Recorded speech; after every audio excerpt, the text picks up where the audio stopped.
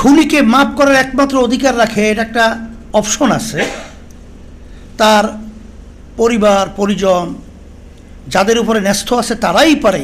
এছাড়া আপনি আর আমি তো সেই জুলুমের মাফ করার কেউ না, এটা তো আমরা করতে পারবো না।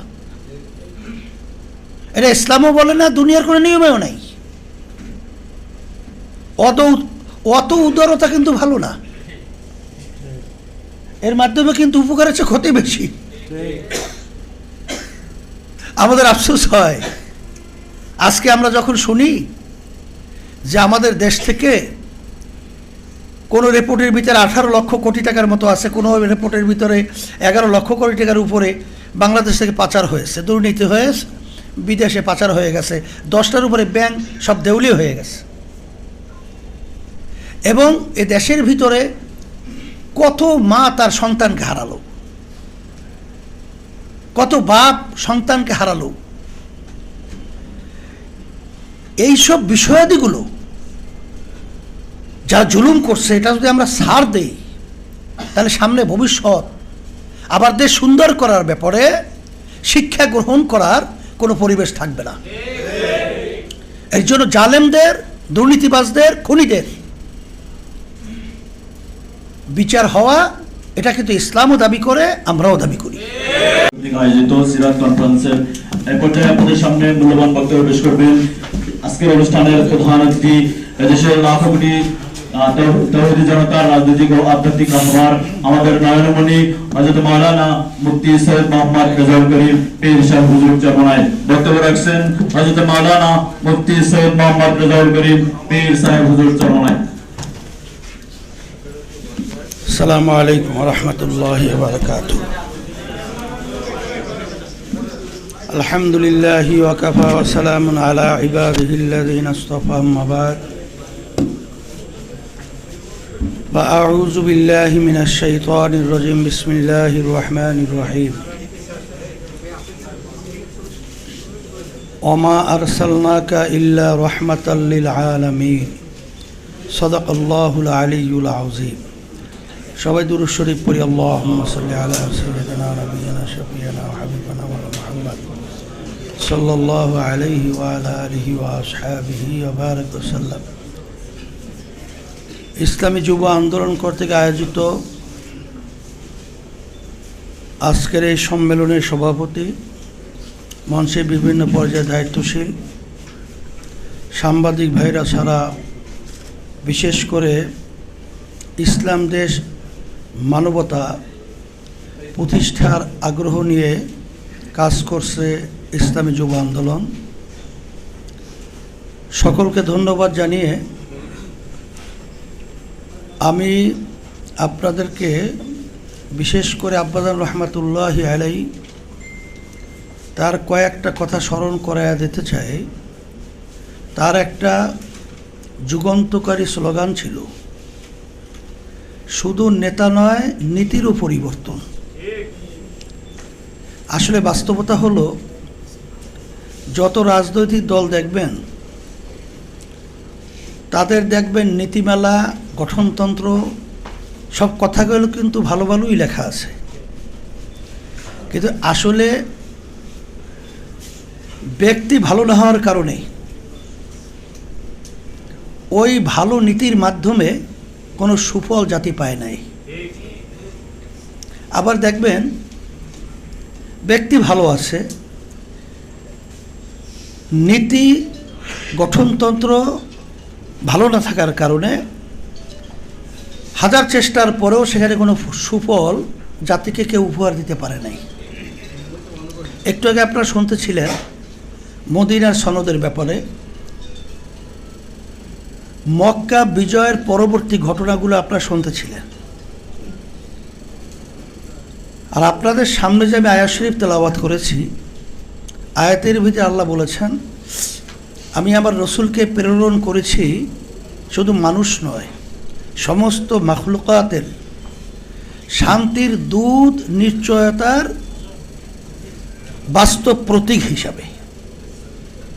তার বাস্তবতা আমরা ইতিহাস বললেই দেখি। আমরা মুসলমান, আমাদের নবী মুহাম্মদুর রাসূলুল্লাহ সাল্লাল্লাহু আলাইহি ওয়াসাল্লাম কিন্তু অন্য অন্য জাতি তারা তো আমাদের নবীকে নবী মানে না। তবে অক্সফোর্ড বিশ্ববিদ্যালয়ের কথা আপনারা জানেন, যেই প্রতিষ্ঠান প্রতিষ্ঠিত করেছিল বিজাতিরা, সেই অক্সফোর্ড বিশ্ববিদ্যালয়ের মূল ফটকের সামনে এখনও পরিষ্কারভাবে আছে সর্বযুগের সর্বশ্রেষ্ঠ আইন প্রণেতা, তার নাম হলো মুহাম্মদুর রাসূলুল্লাহ সাল্লাল্লাহু আলাইহি ওয়াসাল্লাম।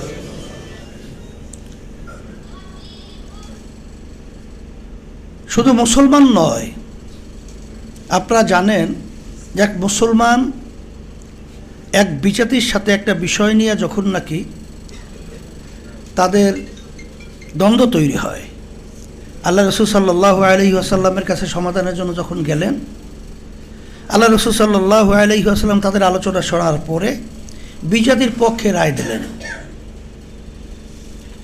মুসলমান তার এই রায়টা পছন্দ হয় নাই,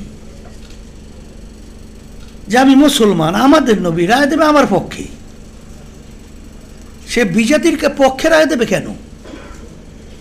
ওমর রাদিয়াল্লাহু তাআলা আনহুর কাছে যাওয়ার পরে ওমর রাদিয়াল্লাহু তাআলা আনহু বলছিলেন যে আল্লাহ রাসূল সাল্লাল্লাহু আলাইহি ওয়াসাল্লাম সিদ্ধান্ত হচ্ছে, এটা তোমার পছন্দ হয় না, তাই তোমার ফয়সালা হবে তরবারির মাধ্যমে। আসলে বাস্তবতা হলো, আমরা শান্তির জন্য হন্য হয়ে আজকে বাংলাদেশ 53 বছর স্বাধীনতার বয়সে বারবার আমরা পট পরিবর্তন, দল পরিবর্তন, ব্যক্তি পরিবর্তনের মাধ্যমে আমরা শান্তি চাই। আর দেশ স্বাধীন করতে গিয়ে লক্ষ লক্ষ মানুষ জীবন দিয়েছিল। মূলত মৌলিক তিনটা যে স্লোগান ছিল, সাম্য, মানবিক মর্যাদা, ন্যায় বিচার প্রতিষ্ঠা, আসলে যাদের মাধ্যমে দেশ চলছিল, এই লোকগুলো সৎ চরিত্রে না হওয়ার কারণে, ভালো না হওয়ার কারণে আসলে বাস্তবে আমরা তার সুফল পাই নাই। আল্লাহ রাব্বুল আলামিন বলেছেন, যে জাতি নিজেদের ভাগ্যের পরিবর্তন না করে, ওই জাতির ভাগ্যের পরিবর্তন আমি করি না। এর পরিবর্তন আমাদেরকেই করতে হবে। সেই হিসাবে আমি বলবো, আমাদের সেক্রেটারি যুব আন্দোলন কেন্দ্রীয় গুরুত্বপূর্ণ আলোচনা রাখছিলেন। আমি বিভিন্ন সময় বলছিলাম, আজকেও বলবো, যে 5ই আগস্ট আমাদের দেশ যে আবার দ্বিতীয়বার আমরা স্বাধীন পেলাম, এখানে কিন্তু উদারতা দেখাতে গিয়ে অনেক সময় কিন্তু ক্ষতি আসে, ক্ষতি হয়। কারণ ফোড়ার ভিতরে ক্যান্সার কিন্তু না কাটলে, ওটাকে আদর করলে কিন্তু ওর মাধ্যমে কিন্তু মূল ব্যক্তি ধ্বংস হয়। একজন ইসলামের কিন্তু একটা নিয়ম আছে, আদবের লাঠি, এটা সুন্নত। জালেম যে জুলুম করছে তার বিচার, এটাও কিন্তু ইসলাম নিশ্চিত করছে, যেটা সনদের পাতে কথা শুনছিলেন। এরপরে যার সাথে অন্যায় করছে, যাকে হত্যা করছে, ইসলামে একটা রূপরেখা আছে, নিয়ম নীতি আছে, যে তাকে খুনিকে মাফ করার একমাত্র অধিকার রাখে, এটা একটা অপশন আছে। তার পরিবার পরিজন যাদের উপরে ন্যস্ত আছে তারাই পারে, এছাড়া আপনি আর আমি তো সেই জুলুমের মাফ করার কেউ না, এটা তো আমরা করতে পারবো না। এটা ইসলামও বলে না, দুনিয়ার কোনো নিয়মেও নাই। অত উদারতা কিন্তু ভালো না, এর মাধ্যমে কিন্তু উপকার হচ্ছে ক্ষতি বেশি।